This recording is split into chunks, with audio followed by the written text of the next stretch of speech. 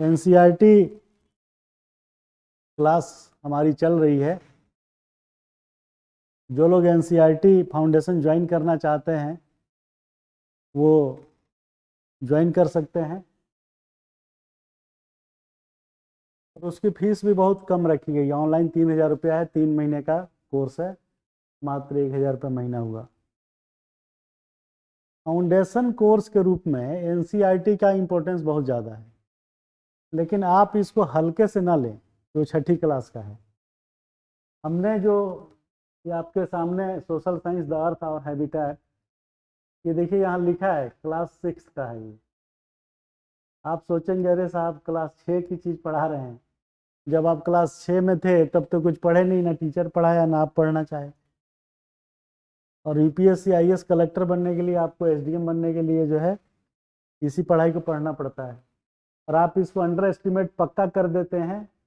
क्यों under estimate कर देते हैं? क्योंकि आपके दिमाग में रहता है कि अरे यार वो तो 6ठी क्लास की चीज़ पढ़ाते हैं, या 6ठी क्लास की किताब क्या पढ़ना है। जो मैं बार बार पहले भी अपनी वीडियो के माध्यम से बता चुका हूँ कि अब सिर्फ एनसीईआरटी पढ़िए और मेरा क्लास ज्वाइन करिए, 2-3 क्वेश्चन की गारंटी लिख के देता हूँ। ब्रोचर में हमने छपवा भी रखा। तो एनसीईआरटी बहुत ज़रूरी है क्योंकि उससे आपका फाउंडेशन तैयार हो जाता है और आपकी नींव मजबूत जब हो जाती है तो बाकी चीज़ें उसके ऊपर जो सुपर स्ट्रक्चर है वो अपने आप ठीक हो जाती है। तो सोशल साइंस द अर्थ और हैबिटेट क्लास 6, हंसी आ रही है कि क्लास 6 की चीज़ हम पढ़ा रहे हैं। तो एनसीईआरटी वाले ध्यान दें भाई, ज्वाइन करें फटाफट। तो इसमें पढ़ने की क्या चीज़ है और कैसे पढ़ें, क्या पढ़ें, ये जानना ज़्यादा ज़रूरी है। तो इसको जानने के लिए मैं आपको एक एग्जाम्पल पे ले जाता हूँ सीधे। मैं आपको सीधे इस एग्जाम्पल पे ले जाता हूँ और आप देखिए, ये टेक्स्ट तो पढ़ ही लीजिए और नेशनल एंथम और प्रीफेस प्रेम्बुल भी याद रखिए। ये देखिए, इसको पूरा ढंग से पढ़िए और पढ़ने के बाद आपको याद क्या रखना है जीवन भर, वो चीज़ मैं बताता हूँ। क्योंकि एनसीईआरटी पढ़ना एक चीज़ है और उसको लाइफ में एग्ज़ाम के हिसाब से देखना, पढ़ना, सुनना ज़्यादा अलग तरीके का है। तो इसमें जहाँ जहाँ बोल्ड में दिया होगा full moon, it is a new moon night of अमावस्या। अमावस्या हिंदी का वर्ड है जिसमें 16 दिन पक्ष होता है, 16वां दिन अमावस्या होता है, डार्क जिसे कहते हैं। तो इसमें जहाँ जहाँ आपको ये बोल्ड टर्म दिख रहा है, इसको तो आप एकदम जो है क्रेमिंग करके एकदम जो है रट के जैसे भी हो उसको समझ लीजिए। तो एनसीईआरटी में क्या पढ़ना है? टेक्स्ट पढ़ते पढ़ते जो इसके बोल्ड लेटर में लिखा हुआ है उसको आप जो है वो करिए, अलग से याद रखिए, जैसे करना है करिए, किताब से याद रखिए। स्टार तो जो बोल्ड में है उसको जो है आप याद रखिए। Constellations, these are called constellations. से प्रीम आ जाएगा कि while watching the night sky you may notice various pattern form by different group of stars, these are known as what? Constellation. तो आपको जो है ये जितने बोल्ड वाले दिख रहे हैं, पोल स्टार, यहाँ प्लैनेट्स दिख रहा है, तो ये सब चीज़ें आपको याद रखनी है। पढ़ते जाइए, पढ़ने के बाद जो है इसको उसी हिसाब से याद रखिए। अदरवाइज आप पढ़ तो लेंगे लेकिन आपको पता ही नहीं चलेगा कि करना क्या है। और ये जितने बोल्ड जहाँ मिले, एक थंब रूल बना लीजिए कि जो कोई वर्ड अगर बोल्ड में है वो बना ही इसीलिए है क्योंकि आप उसको पढ़ें और याद रखें। उसको अगर आप भूले तो एग्जाम आपको भूल जाएगा। तो ये देखिए यहाँ पे भी है, जितने जो है satellite,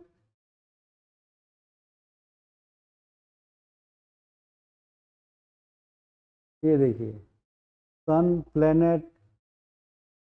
An easy way to memorize the name of the planets in order to their distance from the sun. दूरी के हिसाब से सन के रेस्पेक्ट में सन से कौन जो है सबसे ज़्यादा दूर है, कौन नज़दीक है, वो जो है फॉर्मूला याद रखिए, MVEMJSUS, my very efficient mother just served US nuts. बढ़िया है ना। मरकरी, वीनस, अर्थ, जुपिटर, इस एम से पता ध्यान नहीं आ रहा, जुपिटर, सैटर्न, यूरेनस, नेपच्यून, ऐसे याद रहेगा।